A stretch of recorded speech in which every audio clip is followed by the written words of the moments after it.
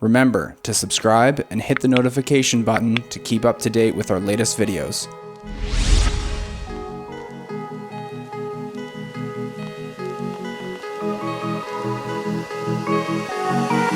It's been a while, haven't felt this way in a long time.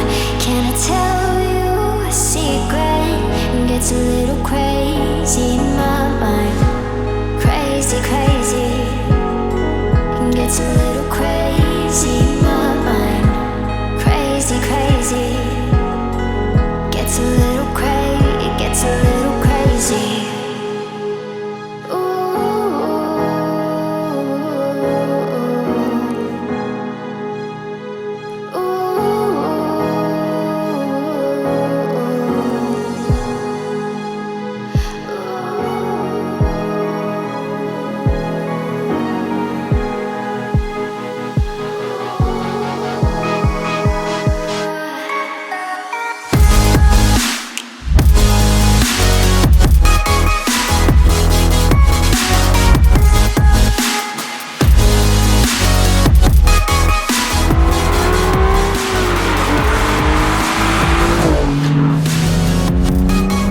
What is going on, you guys? Welcome back to the show. My name is Marcus, and today we are driving a Nismo 370Z. This is going to be a great time. Hope you guys enjoy the video. Can I tell you a secret? It gets a little crazy in my mind. Crazy, crazy. It gets a little crazy in my mind.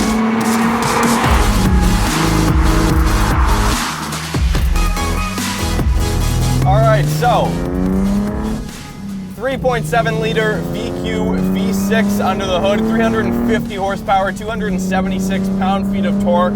I know, disappointing in the torque department, but that being said, it is an NA V6 and it revs to 7,500 RPM. Peak power is 7,400 RPM. That's where you want to pay attention, okay? Because it pulls, and it just, if you remove the rev limiter, it would probably just keep pulling at the expense of rods and pistons and whatever else. But the point is, peak power is at 7,400 RPM, and peak torque is just past 5,000 RPM. So it is a very top half of the rev range kind of car, kind of engine, and that's a lot of fun. That's what these Nismo cars are all kind of known for, or at least the VQ family of engines. So we're just going to take it for a drive and see if we can't have some fun. So the Nismo 370Z has a viscous LSD in the back. The stock and touring versions of this car actually just have an open LSD. And you also get a updated steering wheel. You get Alcantara everywhere. You get these sick Nismo seats, which honestly, you're pretty much paying for the seats, and then all the body. The body kit is a big part of the Nismo package, okay? Yes, you only get about 20 more horsepower in the Nismo version above the stock or touring 370Z, but you do get these wicked Nismo seats, and the car looks badass. Like, if you look at the front of this car, it almost looks like a mini GTR. It's pretty cool. It's pretty cool. And I'm coming from someone who's not the biggest fan of how a stock 370 looks, or a 350 for that matter. But this is a pretty cool looking car. It's got the right amount of accents. It's not too ricey. It's not over the top. And it's not trying to be like anything else.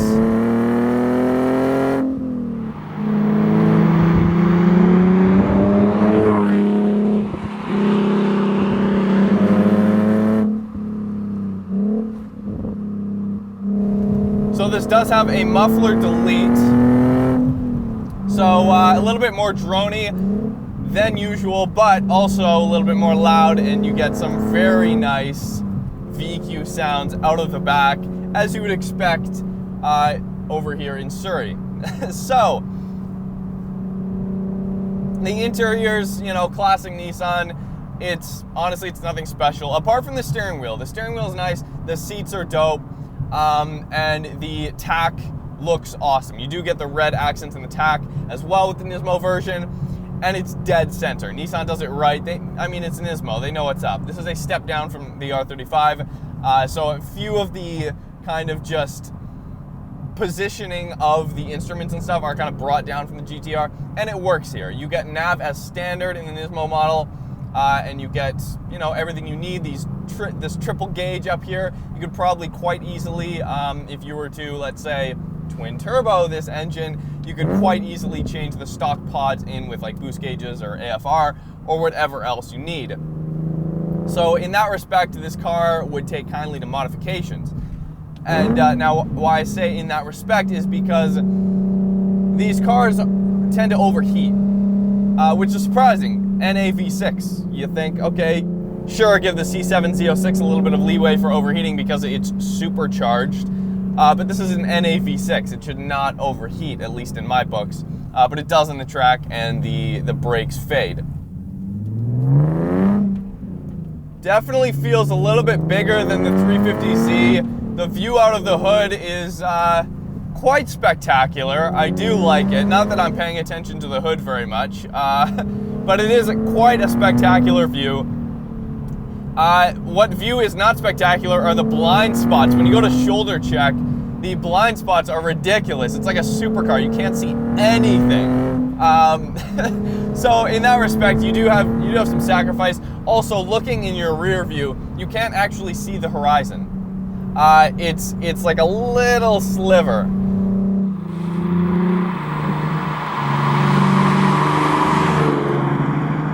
So those things aside, the views in here are great. The windshield's very small. You feel like the car's kind of wrapped in around you. And this car's actually not as heavy as I thought it was. This is a 3,200 pound vehicle. So as far as Z cars go, yes, it is the fattest Z car, but it is not heavy by modern standards at all.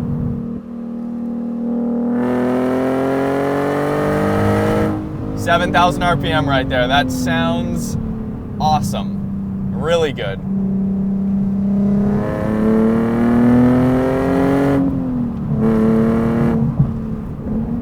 Floor hinge gas pedal, which generally makes heel towing pretty tough, but in this car it's actually not too bad. I can get right into driving this car very quickly. That's not something that can be said about a lot of cars that you can just get into and then, 20 minutes later you're driving fairly hard on a back road. But this car definitely has that quality about it. The shifter feels great. It's a pretty notchy shifter. You got to be a little bit more intentional with your shifts and stuff. It's a little bit more clattery. The clutch feels weird, okay? So the top of the clutch is heavy and has some resistance to it, and the bottom it just kind of like it gives out. And then so when you're coming up, it grabs super quick. It's a weird sensation. Not sure it's the best for daily driving. This is a little bit more oriented towards the track, and you feel that in the suspension as well. The ride is not the greatest. It's a little bit stiff for my liking, at least on the street for a daily. But that being said, in the corners it feels really good. I'm not getting any insane, very prominent feelings of understeer or oversteer either way.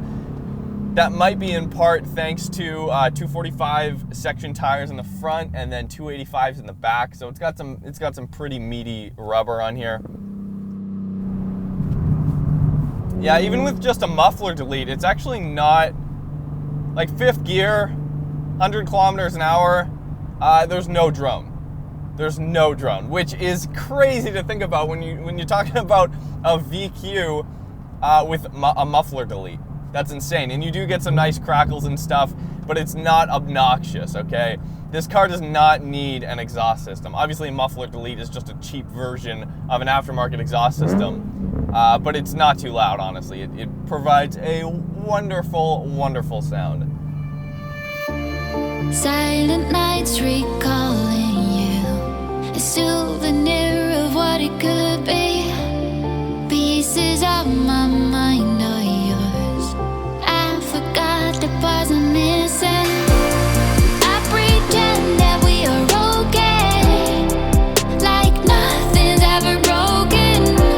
And I pretend that we are dancing, like the nights are never ending.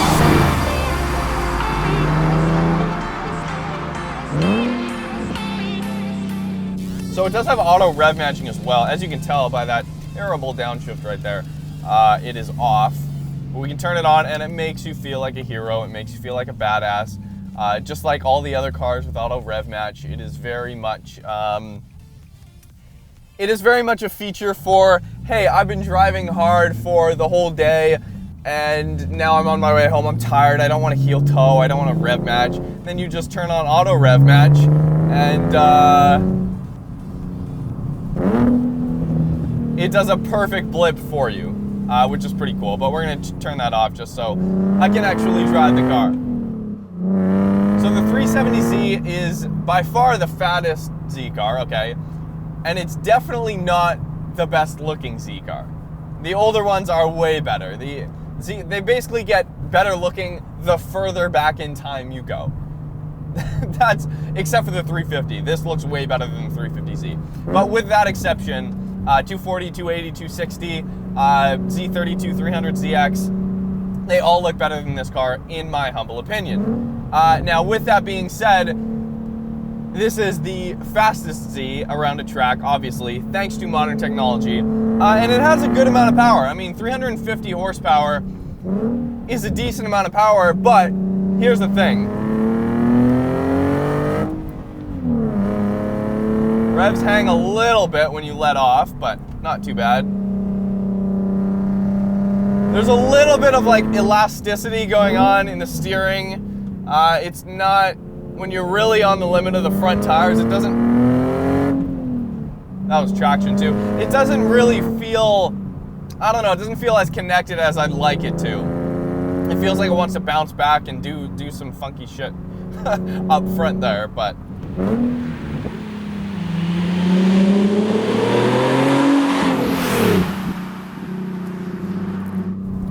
So to put it in perspective, yes, this has 350 horsepower, which is a totally fine number for a modern sports car. Totally fine. A Focus RS has 350 horsepower though. That's a Ford Focus. The top of the line Ford Focus has the same amount of power as the top of the line Z car.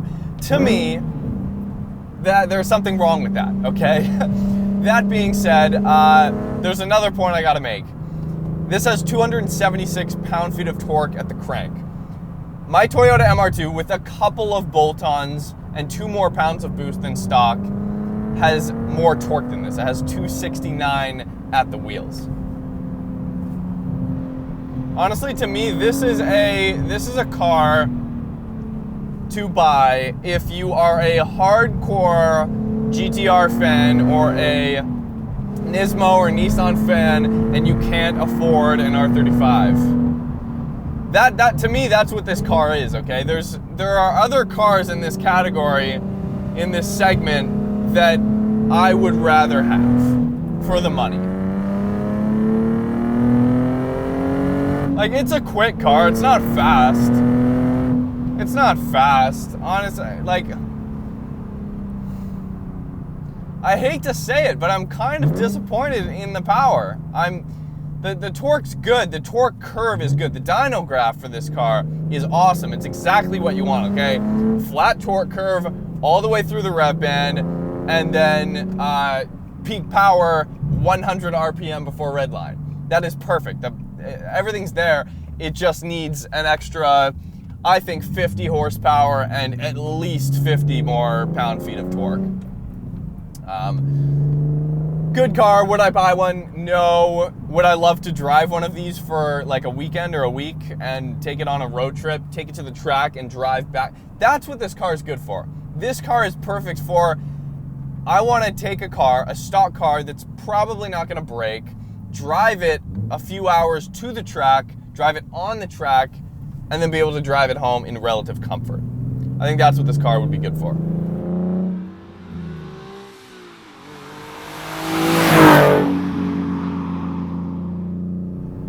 I still think the best Z experience I've had was a Z32 twin turbo 300ZX. That's the best Z experience I've had. And that being said, I've never driven a 240, 260, or 280Z. So take that for what you will. Anyways, you guys, thank you so much for watching. Hope you enjoyed this quick video. with the Nismo 370Z with a 6-speed manual. Hit us up on Instagram and Facebook, and let us know in the comments what you think about this car, and if you guys want to see maybe a head-to-head battle, this versus something else. We've been doing a few more of those recently. So hope you guys enjoyed it. We'll see you next time.